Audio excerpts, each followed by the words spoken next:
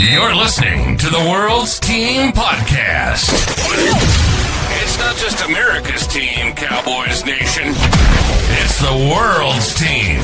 Now, here are your hosts, Paul Stewart and Mike Poland. How about them Cowboys? Welcome back to the World's Team Podcast, brought to you by the Believe Network and proudly sponsored by Cowboys Experience for stadium tours, tailgating, and so much more. Please head to www.cowboysexperience.com and please don't forget to use the discount code World's Team 2025. And as always, Believe is powered by FanDuel Sportsbook. I'm Paul Stewart, and I'm joined as always by my brother-in-arms, Mike Poland, and I am absolutely mentally drained after that game, Mike. I really am. Right. Everybody watching, and yourself, Paul. Are you ready? In through the nose, out through the mouth. I was shaking. God. I felt sick watching that game. I've never had my heart racing up and down. I felt like I was on a roller coaster for eternity in that game. It doesn't help going into overtime by gods, but one thing I will say straight off the bat, Mike, pay Brandon Aubrey right now. That's all I'm saying. Yeah. He has saved us not once in this game, but twice. And can I say, can we pay George Pickens as well? Yep, I would add to that as well. He helped us out in the big ones there. Yep. Yes. Oh my God. Okay. Where do we go? Right, so hold on. Let me just look at the segments. So, okay, I tell you what, a good place to begin is penalties. This was a penalty-ridden game right from the offset. First drive by the Giants, 6 penalties, 65 yards. And you think, okay, maybe things will quieten down. No, the rest of the game just continued on that entire, even in overtime with the OPI from Pickens, which I will say was an extremely very terrible harsh call. There was not I was like, it wasn't like he shoved him. He just created separation from what I could see.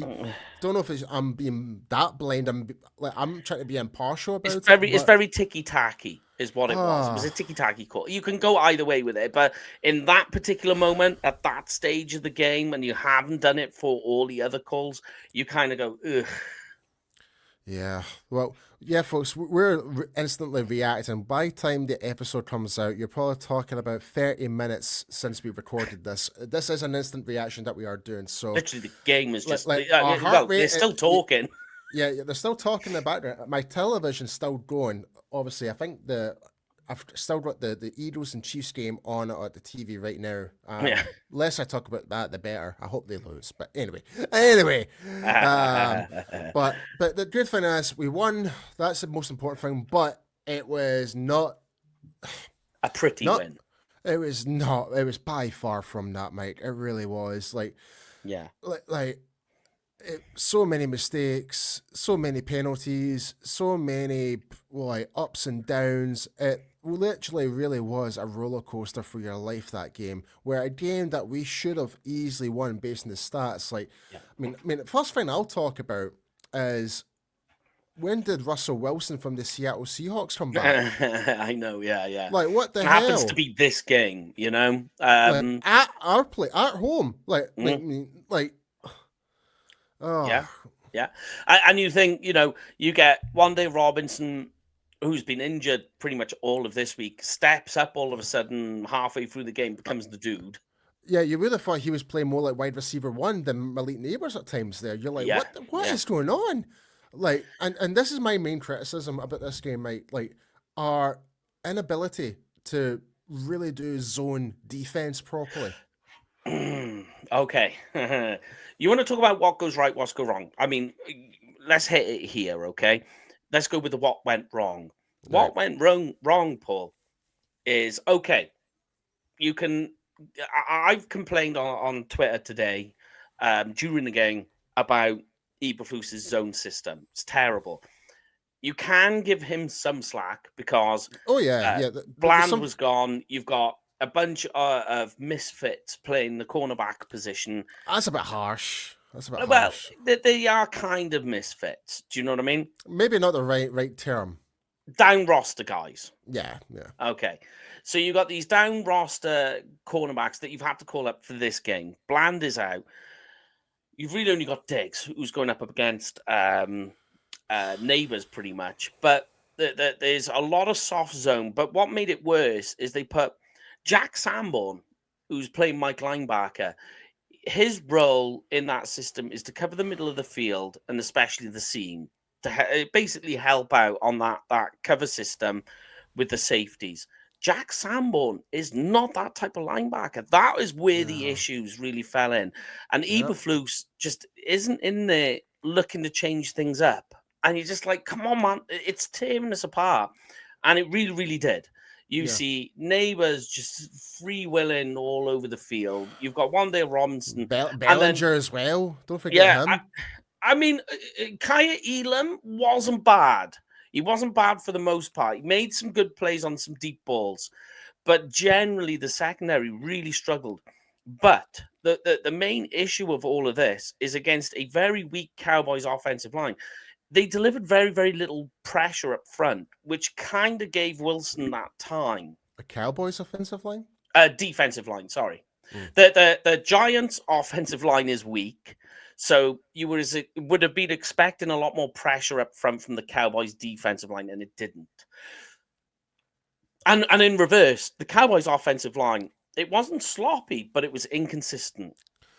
I mean, we were definitely throwing, I will say, we were delivering enough pressures, but just not able to create that sense, that finished article. Like, Sam Williams, I don't know how many times he actually got in the face of Russell Wilson. My God. I do apologize, ladies and gentlemen. Like I said, this is an instant reaction to the game.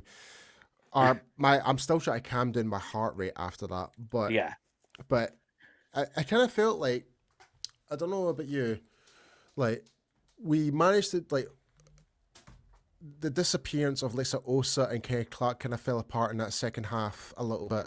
But Solomon Thomas stepped up. Yeah, Solomon Thomas stepped up massively. Yeah. Like, and that was one guy I was so excited for when he joined Dallas, and he came out and he delivered today. Today he did. In that second half, it was 100%. Solomon Thomas. It was the Solomon Thomas show. It really was. But I will say one thing, is we complain about the pressure the defensive line was put in on the Giants' offensive line. Ironically, that Donovan Wilson interception in the overtime, which set up the final drive, the game-winning drive, it was actually Sam Williams up front that caused that to happen. That's right. Yep. Yeah. So if anyone wants to get some credit as well as our good buddy Sam Williams, so well done to Sam for forcing that issue to really help us get that interception from a. Oh, sorry. On you go. Oh, no. I was going to agree with you, but I was going to say as well, if you want to talk about things that went right, George Pickens, DPIs, fantastic to see. CeeDee Lamb coming through at crucial points, making some very, very double coverage catch. Oh, man. Yeah, split three defenders on one slant route that went back on the inside. Great to see. Turpin was instrumental in this game. Massive. And I think what happened is when he got injured, they then tried to lean on Talbot. And as we've seen, I know you said in your hot takes, you're like, I think Talbot's going to be the unsung hero. That game there, Talbot, those two Talbot catches or non-catches are the reason why I'm so down on Talbot. You've got to make that catch. You've got to make it. I know it's tricky, but you're an NFL wide receiver. You have got to make that catch. If you're not, then it's difficult. And then they throw it to him again and fails to get the first down. And you just like, well, like you need to remember, like Dak has his hot route, then he's got his check back, then he's got his fit. Yeah, like and that's basically what's kind of happened. Like he's going through his reads, and Talbot was pretty much like the only read that was pretty much wide open, essentially. Well, not wide open, but most available at that point. But he's still going to make the catch. He's got to make that catch. I agree. But that one on the sideline, like in overtime, I can give Talbot a little bit of slack in that one. I'm not trying to defend Talbot, but I can give a bit of slack. That was a really difficult one. Like, even though, like, because it's... But that's why you pay these guys big bucks to make those catches. You would expect that from your number one wide receiver, not your third string. No, I kind of. I know it's a tough one, mate. It really is, but there's like at least we can agree on we still got a lot to improve on. Oh yeah, definitely. I mean, things to improve on definitely in the secondary. One thing I would say that we don't need to improve on is Javonte Williams. Oh, Mike, yeah, absolutely. Like, we have a run game. We have a run game. That's 2 games we've seen Williams. The hurdle over in the red zone, brilliant. That set up the Miles Sanders touchdown. His first touchdown as well, where he breaks through, very beast mode-ish. Credit that to Terrence Steele. No, that sorry, that was the Miles Sanders touchdown. Mm-hmm. Sorry, that was that one. He was in on that one too. He came in on an inside block. Yeah. So that was good too. And also another huge positive that you could take away from the game that you would say doesn't need improvement is the teams, which is very different from years past, is their desire to want to win. That you think 25 seconds on the clock. Malik Nabers has just got a massive touchdown with very little time on the clock. Okay, Cowboys got 3 timeouts. Dak gets on the field, gets them into field goal range. We get into overtime. Overtime happens. It's a to and fro, and the game is on the line. And Dak has to find a way. We get the George Pickens catch. What do you see from Dak next? 25-yard run, very reminiscent of his rookie year. That type of run, and just gets downfield. Boof. Timeout. Brandon Aubrey pushes over for a 46-yard field goal. It's just unreal. Like, honestly, I like, you know me, like, I've been a Brandon Aubrey fan since day one. Yeah. And there's a reason why Brandon Aubrey, a kicker, has his jersey available on the Dallas Cowboys Pro Shop as part of one of the star players, because he is that freaking good. Like, so reliable. And if it wasn't for Brandon Aubrey, let's be honest, in several games, circumstances, we would have been in a lot worse position. We really would be. He's about to become the highest paid kicker in the NFL.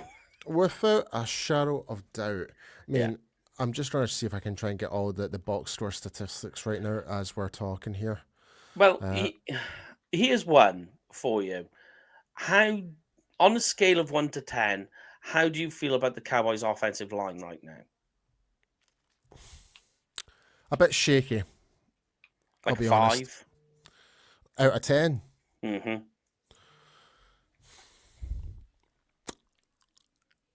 I'd still say just above average, because there was still a lot of good that we did in that game, and especially with the run game. It just seems to be in the pass rush. We seem consistency in the pass rush. Yeah, like we were really good in the Eagles game. You could arguably say the Eagles defense are more superior to the Giants, but if that's the case and that's the way the Giants are going to play for the rest of the season, then they've definitely improved. Having Abdul Carter in there, Thibodeau was out there, he performed. Like, the one main factor I was quite surprised that we did seem to nullify quite a bit was Dexter Lawrence. Have you noticed? Yeah, they definitely went out of their way to eliminate that, albeit at the expense of everything else. I think what you've got there is you've got inexperience. So you've got Guyton, Beebe, and Booker. And we mentioned this in the pre-game show on UK Cowboys. I mentioned about, that the Giants, they're more faster inside type guys than the physical brawlers that the Eagles have. And they like to throw in a lot of twists and stunts. It's very stunty. You've seen the Cowboys, the first sack that came to the on Dak. And it's just a very well-timed twist that came on the outside. When you've got... Yeah, well, I will say, though, mate, the second one was actually... I don't know if it was Javonte Williams' fault or Miles Sanders' fault, but he actually pushed the defensive end into the gap. Yeah. like because he was positioned outside as a receiver, and he actually pushed the defensive end in, and the defensive end's like, oh, I've got a gap now, and he just came down and actually got Dak Prescott. You're like, oh, come on, you know? But yeah, I've got the box score right here, mate. So Dak Prescott was 38 out of 52. Bear in mind it was overtime. It's overtime, so you kind of like, a bit inflated. 361 yards, averaging 6.9 yards with 2 touchdowns and 1 interception. He was sacked for 3 times. Javonte Williams almost reaching the 100-yard rushing yards mark, with 1 touchdown, with the longest being 30 yards. Dak Prescott finally using his wheels when necessary. Got that very vital moment. Like basically sealed the game for us. That did, 17 yards in total, 5.7 yards average. Miles Sanders, 5 carries for 15 yards, averaging 3 yards with 1 touchdown. And Cavante Turpin, 2 carries for 6 yards, longest being 7. Now the fun part, the receiving core.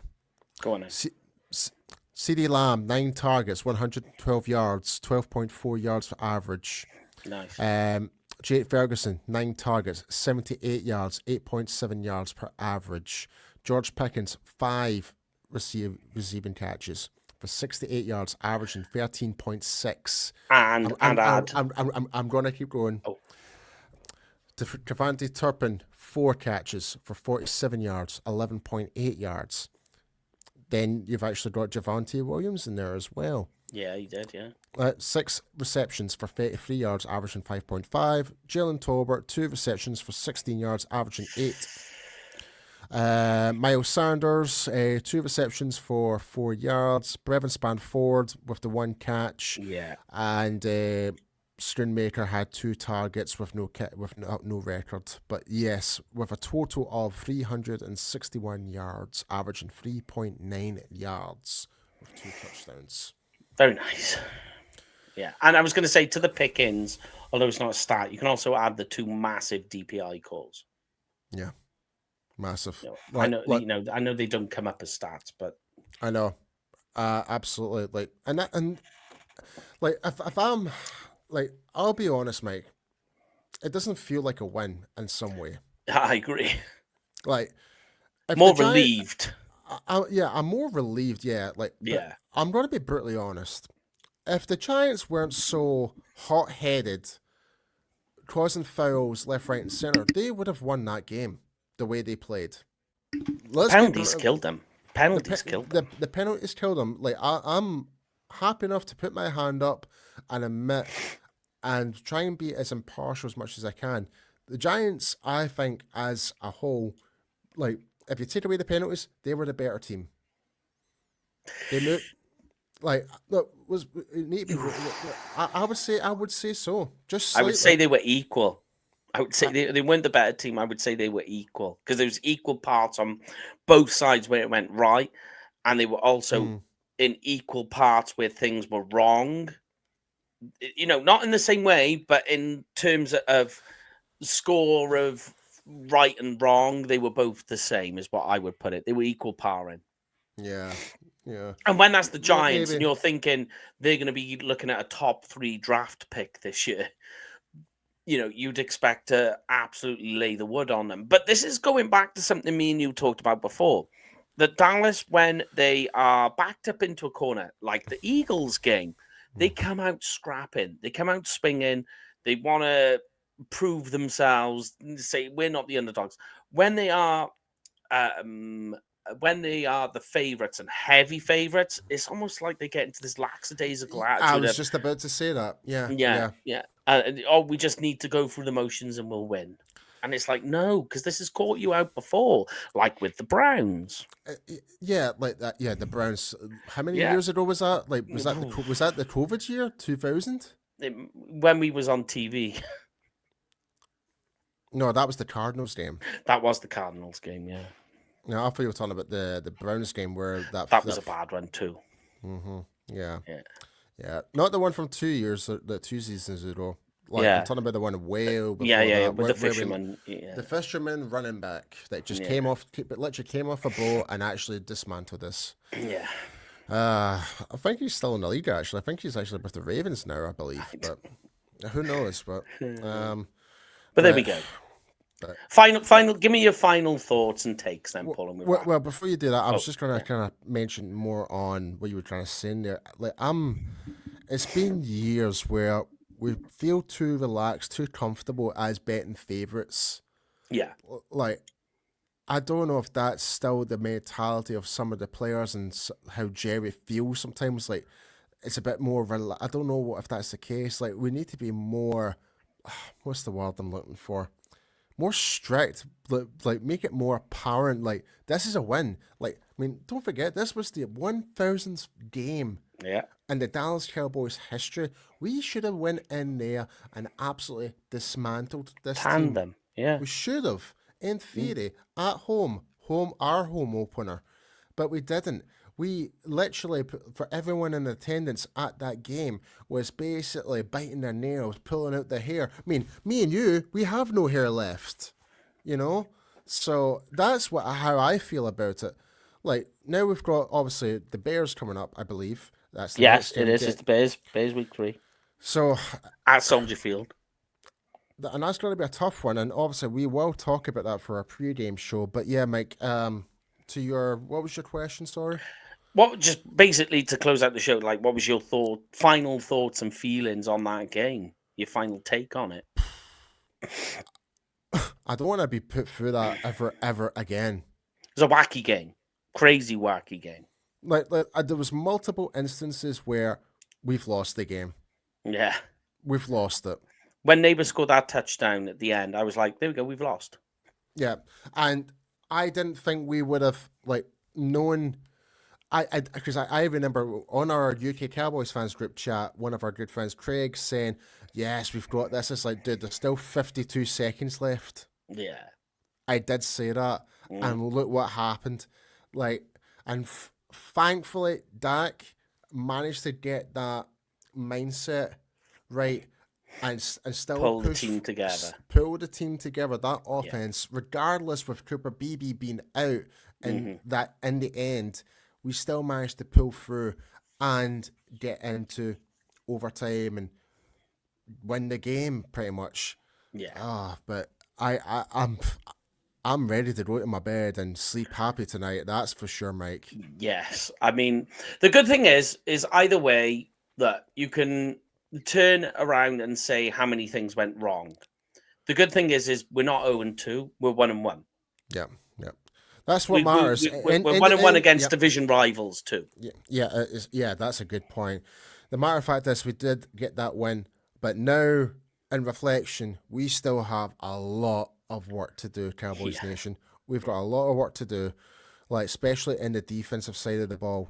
We might need some more additional help. We might need to use one of these picks, maybe not the first rounders, but have to use something just to bolster up this defense even more to help secondary us out. For sure. Yeah, I totally agree. Yeah. Like, but I will state though, I am still excited to see Siobhan Revel making his debut. I've got high expectations for him. I really do. Overshown's coming. Like there's a lot of positives coming through. Like later on, like you just said, Overshawn, Revel coming back, that would definitely help the team for sure. But when it like we've got likes of the Bears, then we've got Green Bay, then etc. etc. Like we might need something else. That's all I'm trying to say. I agree. Like we might just that one extra person that could still be a difference. Maybe even in the linebacker core, like you just mentioned about Jack Sanborn playing the mic.